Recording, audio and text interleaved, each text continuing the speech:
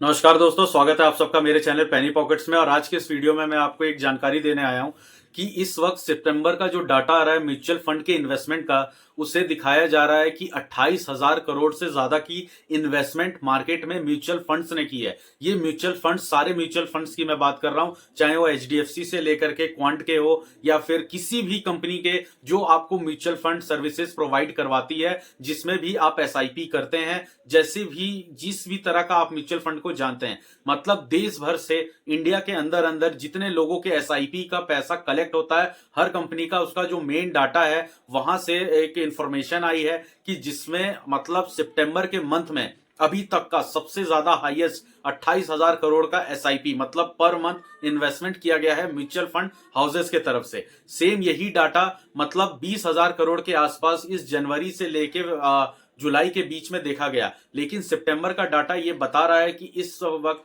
जो mutual funds के पास इतना बड़ा कैश मौजूद था, जहां हम पहले बात कर रहे थे आज से 1.5-2 महीने पहले कि म्यूचुअल फंड्स 2 लाख करोड़ से भी ज्यादा का कैश बुक करके बैठी है। मतलब इन म्यूचुअल फंड्स के पास एसआईपी के सारे पैसे कलेक्टेड है, इन्होंने इन्वेस्ट नहीं किया है। ये एक बहुत बड़ी गिरावट का वेट कर रहे हैं जहां पे ये इन्वेस्ट करेंगे। और ये वही मौका है जब मार्केट अपने ऑल टाइम हाई से 10% टूटा हुआ है। जहां पे आप आज की स्थिति देखें तो यूएस मार्केट भी गिरा हुआ है, वहां के नेस्डेक 2.5% और गिर गए हैं, तो जिसका इंपैक्ट आने वाले इस पूरे हफ्ते में दिखेगा। और यहां म्यूचुअल फंड हो सकता है और ज्यादा खरीदारी करे। मतलब ये सितंबर का डाटा था, अक्टूबर और जो नवंबर का है, ये नेक्स्ट मंथ के एंड में जब ये आएगा तब पता चलेगा कि यही 28 से 30,000 करोड़ की इन्वेस्टमेंट इस मार्केट में हुई है। यही आपको एक चीज समझनी चाहिए कि जब एफआईज इतनी ज्यादा सेलिंग कर रहे हैं, फॉरेन इंस्टीट्यूशन इतने ज्यादा माल बेच करके चाइना की तरफ या फिर दूसरे मार्केट्स की तरफ डाइवर्ट हो रहे हैं, इंडिया में वो अपना प्रॉफिट बुक कर रहे हैं, तो जाहिर सी बात है कि ये सारा प्रॉफिट बुक करना, उनका इतने सारे शेयर्स को सेल करना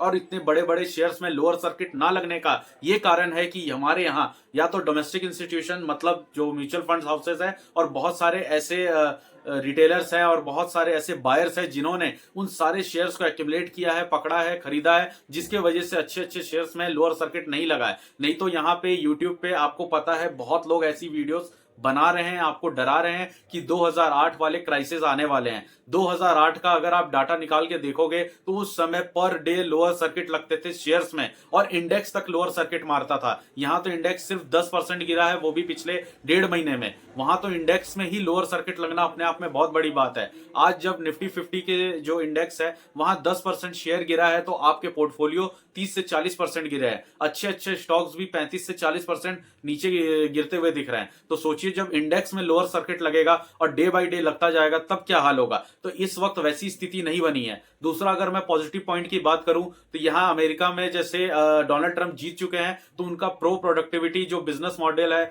इंडिया के प्रति वो काफी अच्छा है, तो यहां पे हमारे लिए बेनिफिट है। दूसरा, इन्फ्लेशन थोड़ी सी बढ़ी है लेकिन उसके आधार पे जीडीपी की जो ग्रोथ है वो भी ठीक है, और जो जीएसटी कलेक्शन है वो भी सबसे ज्यादा बढ़े हैं। एक डिटेल और आपको बताऊं कि जो हम स्टैंप ड्यूटी पे करते हैं और जो हम अदर टैक्सेस पे कर रहे हैं इंडियन मार्केट में, शेयर मार्केट में, इसमें पिछले 4 महीने में 7,000 करोड़ से ज्यादा का अमाउंट, और जो स्टैंप ड्यूटी का अमाउंट है वो 35,000 करोड़ का है जो पिछले 4 महीने में कलेक्ट हुआ है। ये सब पैसा किसके पास जा रहा है? गवर्नमेंट के पास। और ये पैसा कलेक्ट तभी होता है जब मार्केट में इतनी ज्यादा ट्रेडिंग होती है या इतनी इन्वेस्टमेंट होती है। जितने भी वॉल्यूम्स ग्रोथ हो रहे हैं शेयर में, ये सारा पैसा वहीं से निकलता है। तो इस समय इतना पैनिक माहौल करने का कोई दिक्कत वाली बात नहीं है। मार्केट वैसे भी इतनी ज्यादा ऊपर हो चुका था कि आप और हम जैसे कई इन्वेस्टर्स ये भी सोचते थे कि ये कुछ ज्यादा ही प्राइस ऊपर चला गया है। इतने प्राइस ऊपर जाने के बाद किसी की खरीदने की हिम्मत भी नहीं हो रही थी। लेकिन इस समय जितने भी फंडामेंटल स्टॉक्स हैं, जितने डिस्काउंटेड पे नीचे मिल रहे हैं, अब ये अपने फेयर वैल्यू और फेयर पी को जस्टिफाई कर रही है।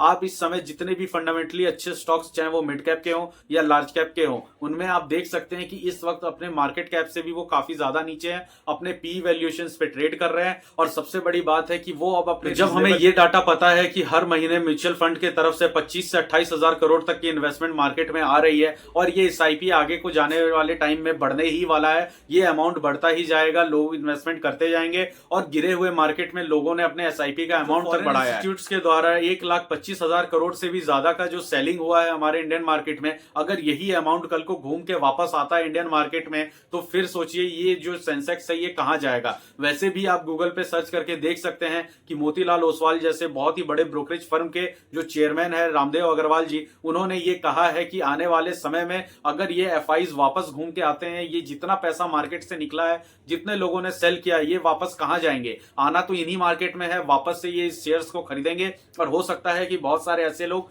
जिन्होंने प्रॉफिट तो बुक किया है, लेकिन वापस से उन्हें मार्केट में आने के लिए अब पहले से ज्यादा पे करना पड़ेगा। मतलब शेयर प्राइसेस आज कितनी भी टूटे हैं, लेकिन पिछले एक साल में बहुत सारे शेयर प्राइस अभी भी ऊपर है। मतलब उन्हें सेम शेयर के लिए अब डबल पे करना पड़ेगा। वापस अगर ये 1.25 लाख करोड़ से ज्यादा का अमाउंट इस मार्केट में आता है और हमारा जो मंथली एसआईपी है 25 से 28 हजार करोड़ का, ये दोनों जब मिक्स होगा तो आने वाले समय में निफ्टी को 30,000 तक भी जाना है। और निफ्टी को 30,000 तक जाने में यही दो चीज हेल्प करेगी। तो ये एक शॉर्ट टर्म में पैनिक मोमेंट है, शॉर्ट टर्म में प्रॉफिट बुकिंग है और शॉर्ट टर्म में मार्केट डाउन साइड है। लेकिन इसका अगर फ्यूचर ग्रोथ देखा जाए और आने वाले समय में इसकी ग्रोथ देखी जाए तो वो काफी ज्यादा है। अब आप नेट पे ये भी देख सकते हैं कि टाटा मोटर्स जैसे शेयर जो कि अपने ऑल टाइम हाई से 45% तक डिस्काउंट पे है, अच्छे अच्छे ब्रोकरेजेस इसे वापस से 1100 रुपए का टारगेट दे रहे हैं। आईआरएफसी, आरवीएनएल और जो आईआरसीटीसी जैसे रेलवे के दिग्गज स्टॉक्स हैं, इन्हें वापस से अपने पुराने ऑल टाइम हाई का जो रेशियो था, जो शेयर प्राइस था, वहां का टारगेट दिया जा रहा है। हालांकि इसमें यह भी है कि 6 महीने तक का मिनिमम समय तो लगेगा,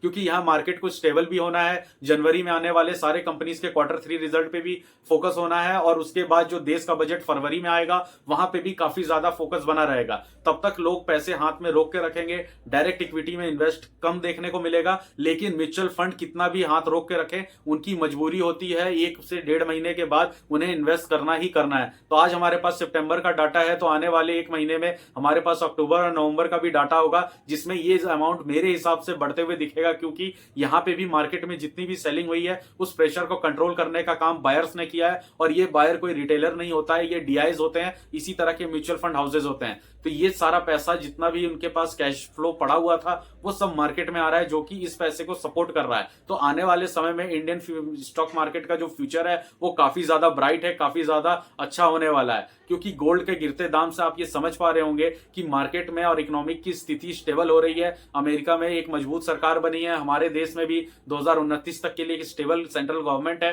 तो इस चीजों को देखते हुए गोल्ड का रेट इस समय इसलिए गिर रहा है क्योंकि इन्फ्लेशन का डर नहीं है। अगर इन्फ्लेशन होता तो गोल्ड का रेट गिर नहीं हो रहा होता है। गोल्ड का रेट बढ़ इसलिए रहा था क्योंकि वहां इलेक्शंस खत्म नहीं हुए थे और हमारे देश में जो हमारा जो इंडेक्स है वो काफी ज्यादा महंगा हो चुका था, जो कि अब डिस्काउंट पे ट्रेड कर रहा है और बाकी इक्विटीज में भी डिस्काउंट। तो अभी सिचुएशन नॉर्मल है, लेकिन फिर भी सेलिंग प्रेशर ज्यादा है। तो इस वजह से कुछ टाइम और ये चीजें चलती रहेंगी और आने वाले कुछ महीनों में ये चीजें स्टेबल होने को देखने को मिलेगा। लेकिन एक चीज का रिग्रेट अगर आपको रह जाएगा तो ये कि 2024 के एंड में बहुत अच्छा अपॉर्चुनिटी मिला, वो ना खो दे लोग। क्योंकि यहाँ जो नए इन्वेस्टर्स आए हैं उन्हें ये जरूर मार्केट खराब लग रहा होगा, गिरता हुआ लग रहा होगा। और मुझे नहीं लगता कि 2024 में इन्वेस्ट किए किसी भी समझदार आदमी प्लस जो फंडामेंटली रिसर्च भी करके उसने अपना पोर्टफोलियो 2024 में क्रिएट किया है, तो मुश्किल ही से उसका पोर्टफोलियो 10 या 5% से ज्यादा ग्रीन नहीं होगा। वो सब रेड में ट्रेड कर रहे होंगे। लेकिन जिस किसी ने भी, मैं गारंटी देता हूं कि अगर जिस किसी ने भी 2023-2022 तक में, आज से 2 साल पहले भी इन्वेस्टमेंट किया है और फंडामेंटल स्टॉक्स चुने हैं, लार्ज कैप और मिड कैप के,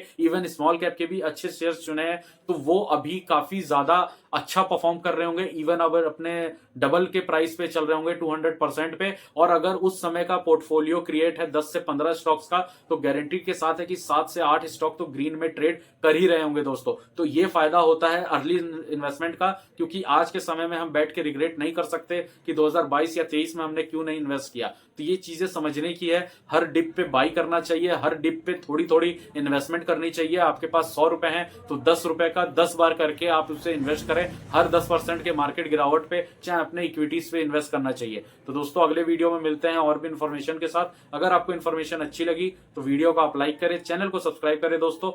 धन्यवाद।